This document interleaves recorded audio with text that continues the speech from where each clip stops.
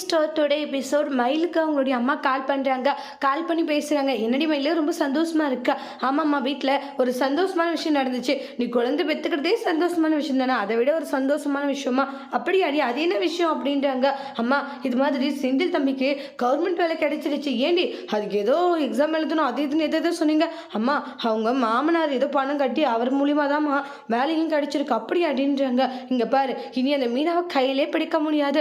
அவள் கவர்மெண்ட் வேலையில் இருக்கும் போதே தைய தக்கான்னு குதிப்பா. இப்போ புருஷன் கவர்மெண்ட் வேலையில் இருக்கான். கண்டிப்பாக அவளை கையிலே பிடிக்க முடியாது. அதனால கொஞ்சம் உஷாராக இருந்து கொடின்றாங்க. ஏமா இப்படி சொல்லிட்டு இருக்க? மயில் இருக்கிறத சொல்கிற காலம் ரொம்ப கெட்டு போய் கெடுக்குதுன்றாங்க.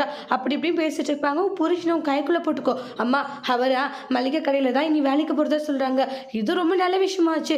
என்னமா சொல்லிட்டு இருக்கா? ஆமாடி, கொஞ்சம் கொஞ்சமாக மாமனாரை வீட்டில் வச்சுட்டீங்கன்னு வச்சுக்கோங்களேன், அந்த கடை ஃபுல்லாக உங்களுக்கு சொந்தமானது இல்லையா? அதனால தான் நான் சொல்கிறத மட்டும் சரி.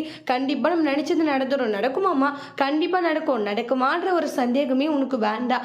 நடக்கும் நம்பிக்கையோடு இருக்கு. கண்டிப்பாக நல்லதே நடக்கும் அப்படின்ட்டுலாம் சொல்லிட்டு இருக்காங்க. சரி சரிம்மான்றாங்க. அப்புறம் அவர் வராருன்னு ஃபோன் வச்சுருவாங்க. மாமா, உங்களுக்கு டீ போட்டு எடுத்துகிட்டு வரட்டுமா? சரி. நீ எல்லா வேலையும் ஏன் செஞ்சுட்டு இருக்க? இல்லை மாமா, எல்லாம் அவங்க வேலையை பார்த்துட்டாங்க. அத்தை கோவிலுக்கு போயிட்டாங்க. எல்லா வேலையும் நானே செய்ய வேண்டியதாக போயிடுச்சுன்னு ரொம்ப எமோஷனலாக ஃபீல் பண்ணுறாங்க. இனி அதை செய்யாதுன்னு கேஷுவலாக சொல்லி அமைச்சிருவாங்க. ஏதாச்சும் சொல்லுவாங்கன்னு பார்த்தா எதுவுமே சொல்ல மாட்டேங்கிறாங்கன்ட்டு மயிலு கோவமாக போயிட்டுருக்காங்க.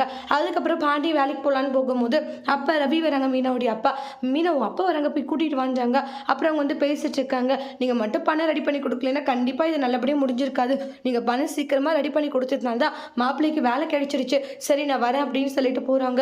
பணம் எப்படி கிடைச்சிது? ஒரு வார்த்தை கூட சொல்லலன்னு சண்டை போடுறாங்க. மீனை நான் தான் லோன் போட்டு கொடுத்தனோடனே பயங்கரமான ஒரு ஆர்கியூமெண்ட் நடந்துட்டு இருக்கு. இவ்வளோ பிரச்சனை நடந்திருக்கான ஒரு வார்த்தை கூட சொல்லலை. உங்கள் இஷ்டத்துக்கெல்லாம் முடிவெடுக்கிறீங்கன்னு ரொம்ப கோவமாக சண்டை போட்டுட்டு இருக்காங்க. அதோட இந்த ப்ரெமோவை முடிச்சிருக்காங்க. தேங்க்யூ.